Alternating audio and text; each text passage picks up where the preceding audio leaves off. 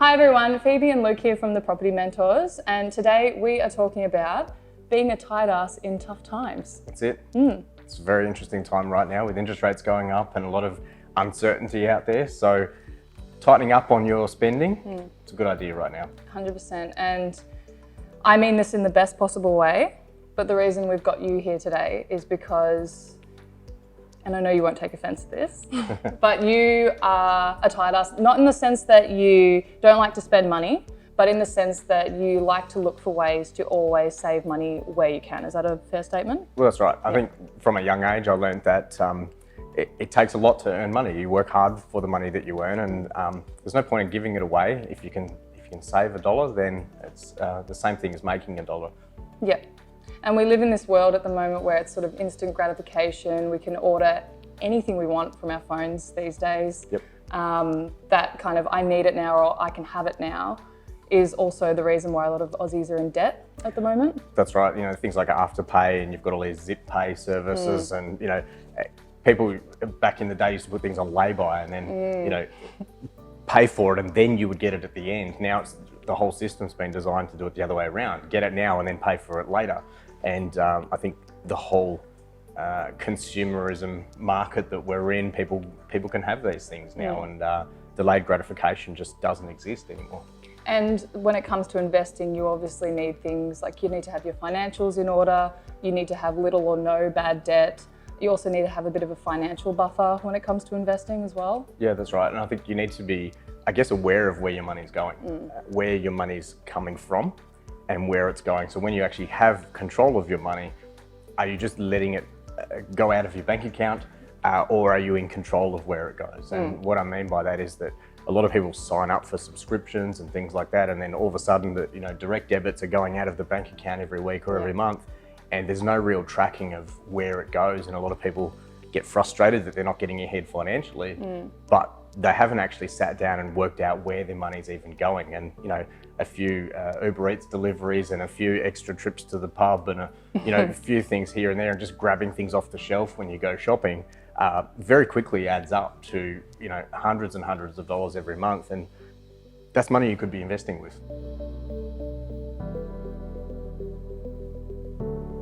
So when it comes to investing, what were some of maybe the sacrifices that you've had to make for your first deposit, or some of the sacrifices you've had to see investors make?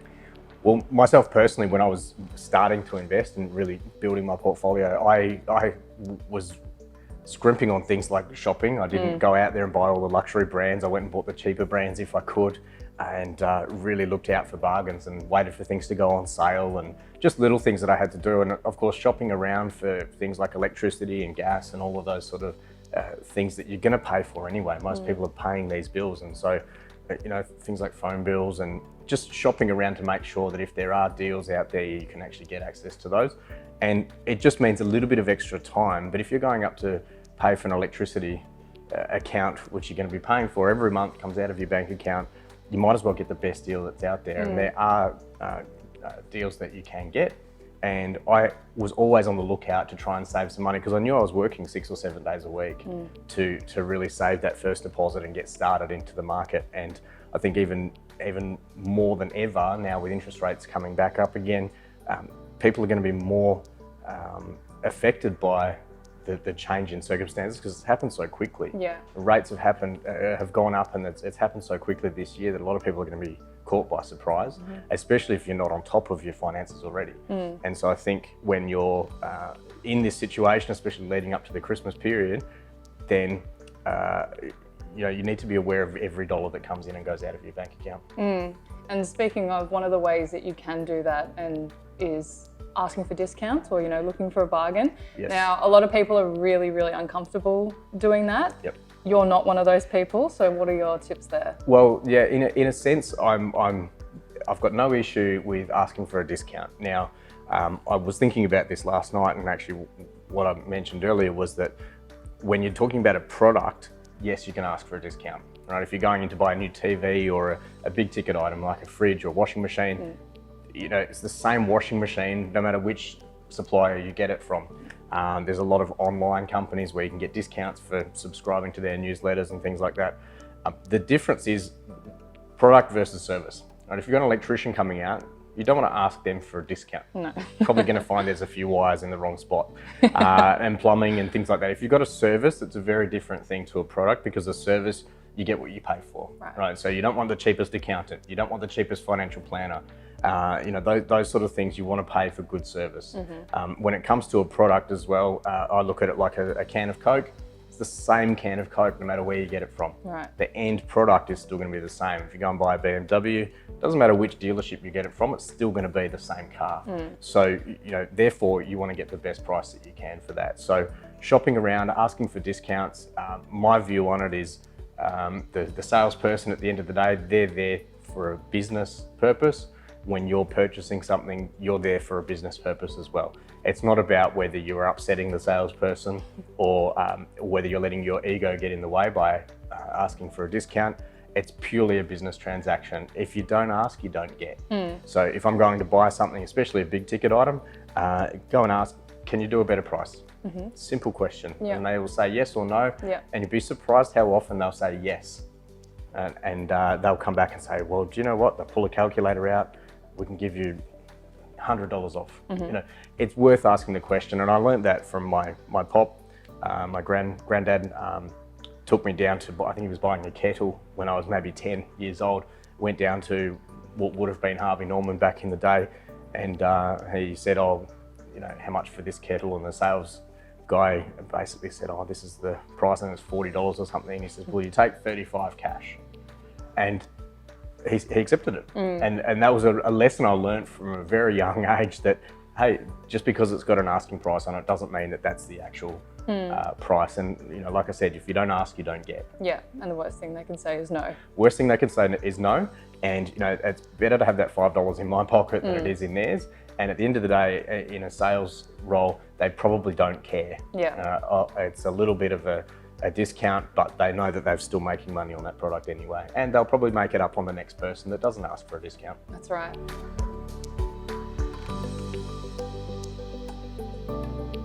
Do you think because we live in a country that, something like haggling's not very popular, that people would be surprised to know that even with big ticket items, they can ask for these better prices because, businesses would rather get the sale than lose the sale? Oh, absolutely. And look, again, a lot of businesses, especially, when you're buying a big ticket item, and this is, look, haggling's different to negotiating.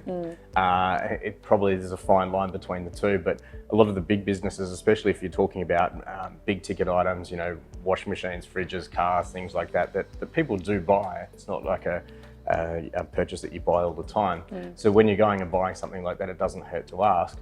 But these big companies, they've already built in their margins into these products. They've got a bottom line that they can take, and then they've got their ticket price. So if you're buying something, if you know your washing machine's about to die or your fridge is about to die, start looking out for things that are on special. Pick the one you like. When it becomes on sale, then go and buy it. If you can, unless it breaks at the last minute. But at the end of the day, everything is up for negotiation. Just because there's an asking price on a ticket for a car or a fridge or whatever it might be, it doesn't mean that that's going to be the end price. Yeah, and there is a little bit of a stigma about being a tight arse or asking for a discount. So where do you think that comes from? Look, I think people are really proud, and they don't want their ego to be hurt if somebody says no. And also they have a bit of a pride attached to that, where they sort of think, well, I don't want to look like I can't afford it, so I'm not going to ask for a discount because that's embarrassing. Why would I ask for a discount? That's the asking price. I don't want to upset anyone, and I don't want to come across like I can't afford it, so I'm just going to pay whatever the asking price is. And I don't understand that, right? Because the person that I'm asking for a discount probably never see them again. If they think I'm a tight ass, that's fine. I don't care, because I may never see them again. And you know what? If they give me a good price, I'm more likely to come back to them next time. So it's actually the other way around. But look, at the end of the day, it doesn't mean you have to negotiate and haggle on everything. But there are a lot of things where if you do shop around, there are quite a few discounts to be had. You can couches, furniture, all these things that people buy. People buy these things year in, year out. And so if you shop around, look for discounts, look for things on sale. Subscribe to newsletters. You'd be surprised, especially with clothing That's a good and one, things yeah. like that. Subscribe to their online newsletters because often they'll give you a discount for your first purchase, $20 off, and they have ongoing sales for their email subscribers throughout the year. Little things like that, and if you just get in that habit of looking out for the best price, you'd be surprised at how much that actually adds up over a year. Yeah. It doesn't mean that you need to travel 20 kilometers to buy milk that's on sale. It's understanding where you need to save money and where it's going to make an impact.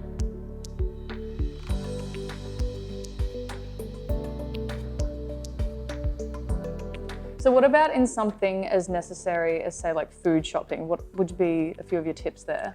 Look, food shopping, especially if you've got a family, kids, and your food shopping is in the hundreds of dollars. But even if you're doing a small shop here and there, look out for what's on special. If you're going to buy necessities, toilet paper, shampoo, dishwashing tablets are a big thing. They're expensive. Yeah. Back in the day, you'd have a big box of powder and put all of that in. Those days are gone. They've designed the whole system so that it's per capsule, per wash. Look at the price per 100 grams or the price per unit. Often the tags on the supermarket shelf will show you how much per 100 grams. There was an example the other day where I went to the shop just after we had this chat, and I saw, I think it was broccoli was like $13 a kilo if it was chopped up. But if you buy it from the actual, a whole broccoli, I think it was $3.50 a kilo. But if you buy it chopped up in a little bag, then it was 4 times the price almost. Wow. So little things like that, just being aware of these things. It doesn't mean you're going to go and buy that broccoli versus that broccoli every time. But all of these things add up, and the supermarkets have gotten very smart at positioning things in the shop in the right place. They've got things at the checkout. They know that you're going to buy last minute. I'm shopping and I'm hungry, so I'm going to grab a chocolate bar on the way out. The ones at the counter are not the cheapest ones. They're the full price ones that are never on sale. Right. So if you go into the chocolate bar aisle, you'll probably find that they're a lot cheaper if you get the ones that are on sale. So when you're shopping, a little bit of planning can go a long way. So, knowing in advance that you're about to run out of something, have a running shopping list, knowing these little things that do add up, and just being aware of what you actually buy. It's easy to go to the supermarket to do your shopping and go and grab everything off the shelf and go, oh, I like that, or I haven't tried that before. And next minute, your trolley's full of these things that you didn't really need, but you've just gone and bought them. I do that because I don't like going to the supermarket and I want to get out of there as soon as possible. That's it. But if you go in with a list and say, I'm only doing this and I've got a budget of spending this much money at the supermarket, then it's easy to go in there, grab the things that you actually need, rather than going out there and just browsing and spending an hour and a half in there, going through every aisle and taking things off the shelf because you think, I might try that, or I might try this. And that's what they want you to do. Yep. And they've designed the whole floor plan. There's people that are much smarter than you and I that have designed shopping centre layouts, that have made sure that they've got things at the end of the aisles that are on special, and they plan all of this stuff accordingly. So doesn't mean you need to try and be smarter than these guys, but understanding how supermarkets operate, when things are on sale, and when you can actually take advantage of the things that are on sale and stock up. Things like toilet paper, dishwashing tablets, shampoo, things that you buy or use every day. If you can save a little bit of money on there, buy in bulk, and then you don't have to go and buy the smaller packaging, which can cost you more in the long run.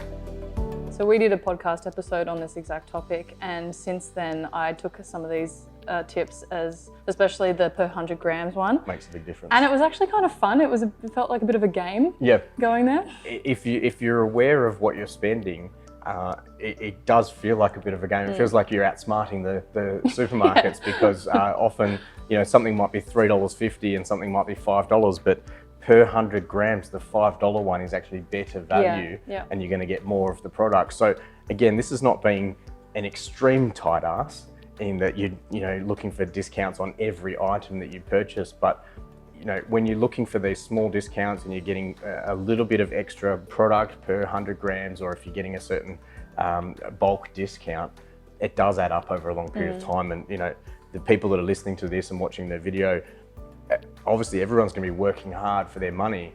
We just don't want you to give it away if you don't have to. We want to make sure that you're getting the best bang for your buck. Being smart with your money and making sure that if you get in the habit of saving money on these things, it gives you the ability to go and buy some extra stuff for yourself. Maybe a new shirt, maybe a new outfit, you know, a couple of times a year, because you've been smart with your money in other areas. There are people out there though that just wholeheartedly believe that I'm no good at saving, I can't be bothered, full stop. What would you say to those people? Look, I've had friends and still have friends that are like this, and they will go to the shops and grab whatever. They'll go and buy a shirt full price, they'll go and buy jeans, whatever it is at full price, not even think about the price. That's what I want and I'm going to go and buy it. And look, I understand the thinking behind that, in that I hate shopping, I don't want to be in, I'm not interested in it, I just want to get my stuff and get out of there. That's fine if you're the shop.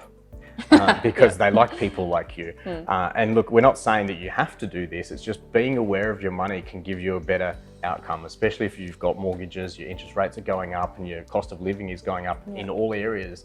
Being aware of these costs can actually help you to get ahead. So look, I don't accept that people are inherently bad with money and that they can't change their habits, but you have to be consciously aware of this first and then make a decision to change the habits that you're in. And if you don't want to make that decision, that's fine. I'm sure the shops will happy to take your money from you. There's a saying that says a fool and their money is easily parted, right? So if you want to give away your money, I'm sure there's someone there to take it from you. But being aware of where your money's going, I think, is the biggest thing here. Yeah, because it really adds up. And I know a lot of people will listen to this and go, that's just too much effort, but you're kind of saying, it's just more about getting in the habit of it, because once it's a habit, it just feels like second nature. 100%. Yeah. And that's not something that, you know, I started being, I guess, aware of money from a really young age, and I was running I went to local swap meets, you know, and that's where I probably got to deal with negotiating. I remember, you know, going there on a Sunday morning, 6 o'clock in the morning, I was unloading a trailer full of stuff as a 12-year-old. Dad would drop me off at the swap mart, and I would sell a bunch of stuff, and people were offering prices and I was offering a different price, and I was probably haggling back then, and I learnt that from a young age. But I think you know, it is something that you can learn, and once you have that habit, everything is negotiable. Yeah. And there are people out there that can help you with that as well. You don't have to just draw a line under that one. If you're worried about it or worried about feeling bad, just try it. Go to a shop and ask for a discount. Now, I'm not suggesting you go to Woolworths and go up to somebody with a roll of, you know, box of toilet paper and say, "Can you give me a discount?" They're not going to do that, right? Yeah. Pick your moments. Pick your moments. You know, it is something. If you go into a clothing store or something and you like some clothes that are there, ask them if there's anything on sale at the moment. Have they got any sales on? I've done that a number of times, and they've gone, "Oh, we've got if you're on our email list, there's 30% off." It takes you 2 seconds, bang, bang, bang. Oh, look, I'm on your email list. Now give me the discount. So little things like that, it takes 5 seconds. And I get that some people's pride will get in the way. But if you're investing for the long term, imagine if you can save all of this money on all these little purchases that you make throughout the year. That could end up thousands of dollars. Now imagine if you had those thousands of dollars invested in the property market, and the property market is an asset that's going to grow for the long term. That's the thinking behind it. And I know if I can save a little bit of money all along the way, that's money that can go into the investment funds rather than the spending. Yeah, it can get you closer to that first or next deposit. That's right. For sure. Any last tips that you want to share today, Luke? Look, as I've said, I think being consciously aware is the key thing, and either you can be in control of your money or someone else. And I think that's the thing, is you've got to decide whether you want your ego to be controlling your decisions or whether you want to make smart investment decisions. And I think the more conscious you are of where your money's going, doing a budget, really understanding what comes in and goes out of your bank account, especially if you're on a fixed income. If you're a PAYG employee and you're getting a certain amount of income every week or every fortnight or every month, and you're not earning extra income, then you need to be aware of every dollar that goes out of your bank account. And if you can review that on a regular basis, you're in a position where you're in control of your money, and you can start increasing your savings and getting closer to getting that next deposit or your first deposit for a property. Because it is very hard to get into your first property, and getting that first deposit really does help to accelerate your wealth. And if you get into these habits now, you're never too old, you're never too young to start. once you've got these habits, it'll really set you up for the future. Fantastic. Thank you. No problems.